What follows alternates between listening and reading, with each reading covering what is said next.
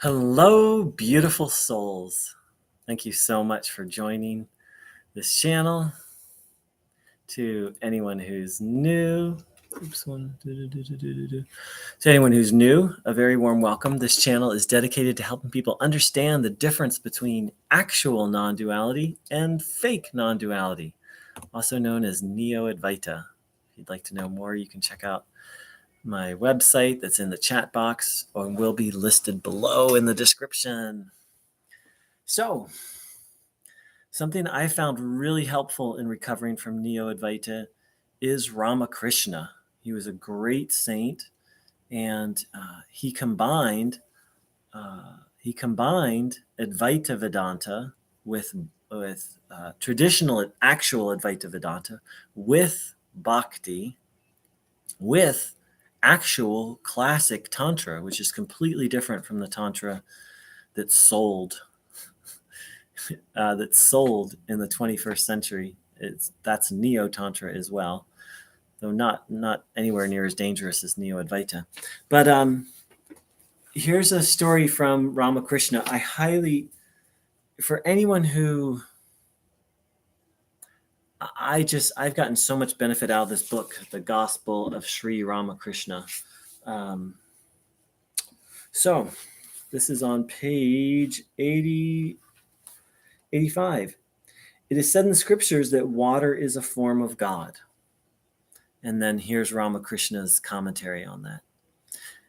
And this section is about how to navigate non-duality. So again, it is said in the scriptures that water is a form of God, but some water is fit to be used for worship. Some water is fit for washing the face, and some water for washing plates or dirty linen. The last sort cannot be used for drinking or for a holy purpose. In this manner, God undoubtedly dwells in the hearts of all, holy and unholy, righteous and unrighteous.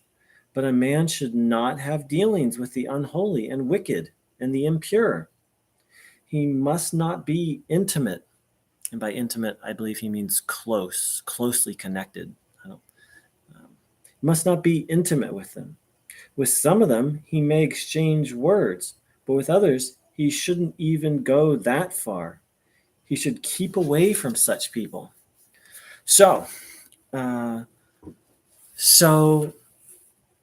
thing is, Neo-Advaita does not teach you how to navigate the world. It teaches dysfunctional behavior, because Neo-Advaita would say, well, there aren't impure people and there aren't unholy people, and everything is consciousness. That's a cool thing to think about, but it gives you no way to navigate. And by you, I mean we, because I was caught in all this too. It gives a person no way to navigate the world. Of course, Neo-Advaita will say, well, the world doesn't exist. Well, okay. But I'm seeing it, I'm in it.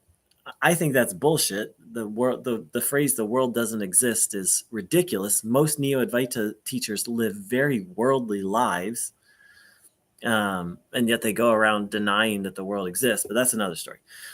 But so they go around deny, but there's no guidance given for how to navigate and how to make choices. Here Ramakrishna is saying very clearly, stay away from people who are unholy, unrighteous, or evil. Like, that's good spiritual advice. Neo-Advaita would say, there's no such thing as an unholy, unrighteous person. Everything is consciousness. Mu wrote, how do you drink pure water? I mean, I use my mouth. I think that's a very effective way to drink pure water. I mean, yeah. So, I mean, I don't know what the question means. So yeah. So I found Ramakrishna very, very helpful. See, what I finally realized is that Neo-Advaita teachers hadn't realized. They had just taken on a belief system like consciousness is everything, or there's da-da-da-da-da, doesn't exist, but they don't really live it. Like your average Neo-Advaita teacher is going to move towards certain things and move away from other things. They'd be stupid if they didn't, but they won't teach that. And they'll teach the opposite of that. They'll be like, everything is consciousness. Or even worse, they'll say, everything is predetermined. You have no choice. Which creates a completely dysfunctional human being. I would know because I'm recovering from it. So, wow, 6 live viewers. Hi, everybody. Thank you so much for joining in. I was just reading a little bit from Ramakrishna, an actual non-dual teacher. I love Ramakrishna. He's very wise and witty. He's also very practical. I was just reading this section about, well, the scriptures say water is a manifestation of God. That's a kind of non-dual. That's kind of a non-dual teaching. But then he says, yeah, and some forms of water you can use for worship services. In the Hindu tradition, the rituals almost always involve water, and some of it you can use to clean yourself with, and some of it you can use to clean. You can use to clean clothes, but that last grade of water that isn't pure, you can't drink. And so it's very common sense. He combines, he holds the two realities of this absolute reality and the functioning here in the world and living, not just functioning. That's an old Neo-Advaita word. Let's get rid of that one. Living in the world. So, and he, like any true non-dual teacher, says the world is unreal, and then he defines unreal, impermanent. In traditional Advaita Vedanta, that's the definition of unreal, impermanent, not non-existent. That's insane. Any Neo-Advaita teacher who says, any teacher who tells you the world doesn't exist or is unreal, but doesn't clarify what that means, or gives a crazy definition, just run. Hi, Jorgal. So that's what I have for today. I wish everyone a blessed day. I wish everyone a Neo-Advaita. Yes, Moo. When I learned that was, yeah. When I learned that was the definite. See, it's not that. So going back in time, actual non-duality doesn't use the word unreal because it was written in Sanskrit, right? But they did use the word asat, and then another word, mithra, asat. And so asat means, one of the meanings of asat is unreal. But there's a very precise definition of what that means in actual non-duality. It means impermanent. And it's a very profound thing to meditate on. And there's some, if you think about it, there's some truth to that. Like, or I won't say, it's a very profound contemplation. Like this book, like 100 years from now, this book is not going to exist.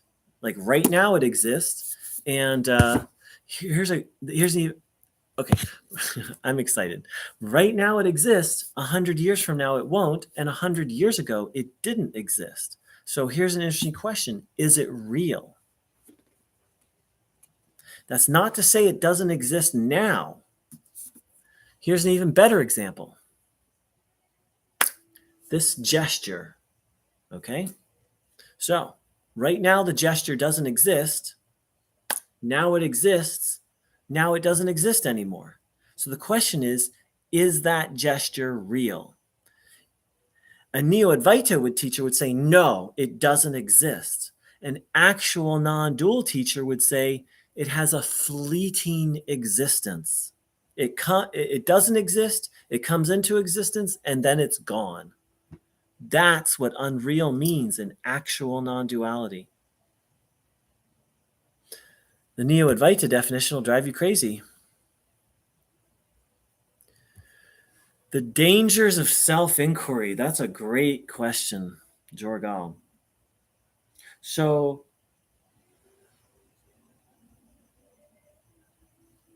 self-inquiry isn't dangerous. The practice isn't dangerous. It's dangerous for the unprepared mind. Okay? Adi Shankara, the founder of Advaita Vedanta, said that there are strict prerequisites. You basically have to be a monk. You don't have to live in a monastery, but you have to have that level of detachment and discernment. And let me think really quick if there's an easy way for me to get that information to you.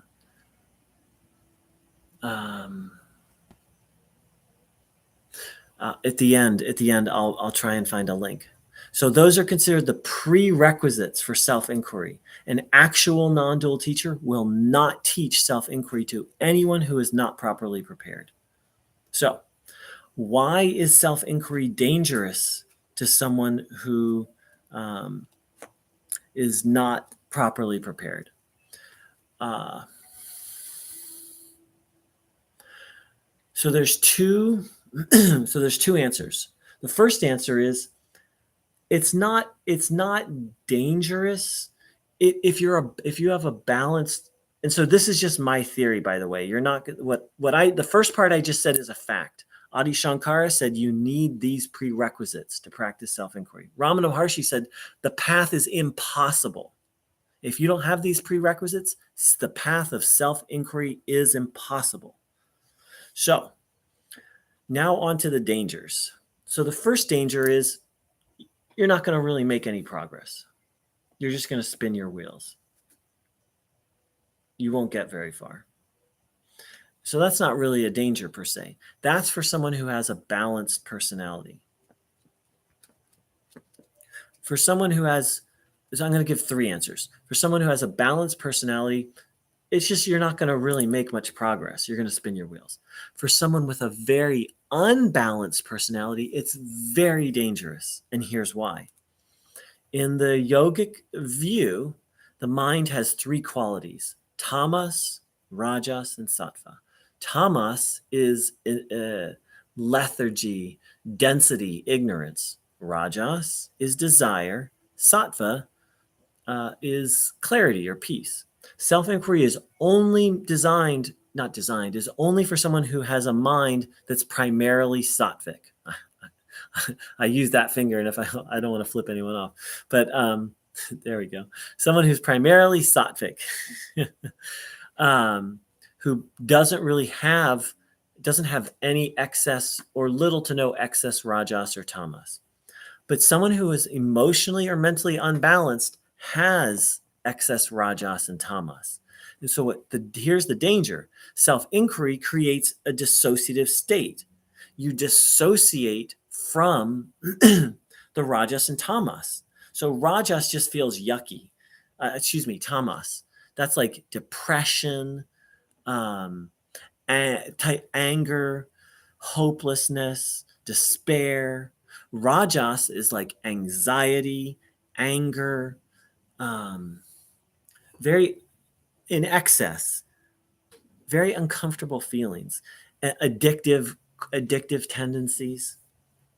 So if you do self-inquiry and you have those things, self-inquiry doesn't resolve rajas and tamas. It just dissociates from them.